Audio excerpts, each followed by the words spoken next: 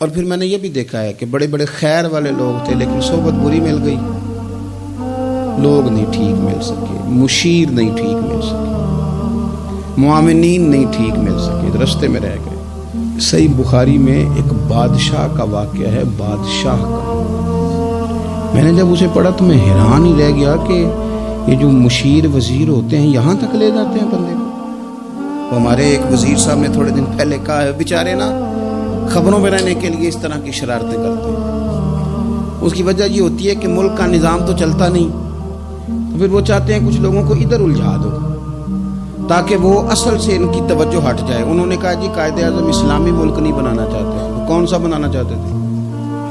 پاکستان کا مطلب کیا؟ لا الہ الا اللہ محمد رسول اللہ صلی اللہ علیہ وسلم۔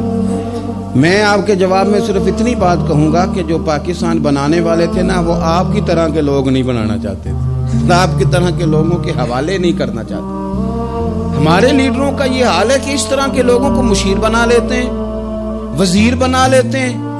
یہ کتنی رکاوٹ پیدا کرتے ہیں، کتنی تباہی کرتے ہیں۔ دیکھیے بخاری میں موجود ہے، ہرقل بادشاہ نے حضرت ابو سفیان رضی اللہ تعالیٰ عنہ جو اس وقت ابھی کلمہ نہیں پڑھتے تھے ان کو بلا کے نبی پاک علیہ السلام کے بارے میں ساری باتیں پوچھی، ایک ایک بات اس نے حضور کے بارے میں پوچھی، اور آخر میں یہ بھی پوچھا کہ کیا انہوں نے معاذ اللہ کبھی جھوٹ بولا ہے؟ تو ابو سفیان کہنے لگے نہیں، قربان جاؤں میری مخالفت اپنی جگہ پہ، لیکن وہ میرے سامنے پیدا ہوئے ہیں، 40 سال کی عمر میں اعلان نبوت کیا ہے، ان کی گود میں بیٹیاں کھیلتے میں نے دیکھی ہیں، ان کے مقدس بال میرے سامنے سفید ہوئے ہیں، محبوب نے جب بھی بولا حق اور سچی بولا ہے۔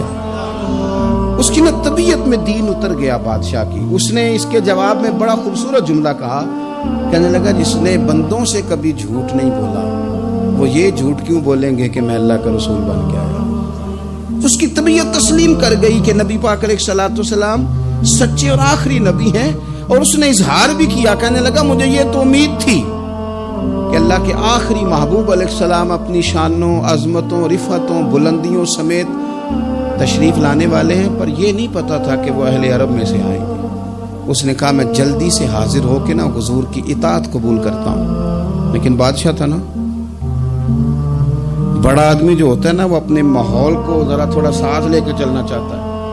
تو بادشاہ نے بھی نا اپنے جتنے اس کے وزیر مشیر تھے ان کو بلایا اور اپنے محل میں دعوت دی، ذرا انداز دیکھیے گا، اور خود بالا خانے کے اوپر چڑھ گیا، دروازے بند کر لیے، اور اوپر چڑھ کے نا انہیں بالا خانے سے جھانک کے کہنے لگا تمہیں بھی پتہ چل گیا، مجھے بھی پتہ چل گیا اللہ کے آخری رسول تشریف لے آئے صلی اللہ تعالی علیہ وسلم۔ اب میرا خیال ہے کہ ہماری اور تمہاری بہتری اور بقا اسی میں ہے کہ ہم بیٹھے نہ رہیں، جلدی سے جا کے محبوب پاک کے دامن کو تھام لیں، حضور کی فرما برداری قبول کر لیں۔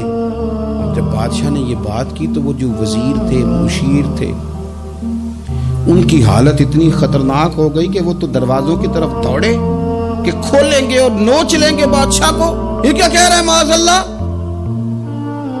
اس قدر زیادہ ان لوگوں نے اظہار کیا استغفر اللہ معاذ اللہ دین سے دوری کا۔ جب بادشاہ نے یہ کیفیت دیکھی نا، اوہو، بندے دیکھ کے رب رسول سے دور رہ گیا، کہنے لگا نہیں نہیں بھائی نہیں، میں تو صرف تمہیں آزما ہی رہا تھا کہ تم اپنے دین کے ساتھ کتنے پختہ ہو، ہم نہیں کہیں بھی جا رہے، ہم یہیں رہیں گے، یہی ہمارا دین رہے گا۔ ان وزیروں نے، مشیروں نے، دوستوں نے، قریبی لوگوں نے رسول اللہ کی غلامی میں نہیں آنے دیا۔ اتنا برا اثر کرتے ہیں یہ مشیر وزیر، اتنا خوفناک حال کر دیتے ہیں انسان کا قریب رہنے والے لوگ کہ سامنے کرم کا دریا بہہ رہا تھا، لیکن اس کی بدقسمتی دیکھو وہ دور اس لیے رہ گیا کہ اس کے دوست ٹھیک نہیں تھے، مشورہ دینے والے ٹھیک نہیں تھے، قریب رہنے والے ٹھیک نہیں، یہ دور رہ گیا۔ اور نجاشی کلمہ پڑھ کے محبوب کا مسلمان ہو گیا۔ اور حضرت عائشہ صدیقہ فرمایا کرتی تھی نجاشی وہ خوش قسمت مسلمان ہے کہ جب وہ دنیا سے گیا تو اس کی قبر سے بھی نور نکلا کرتا تھا۔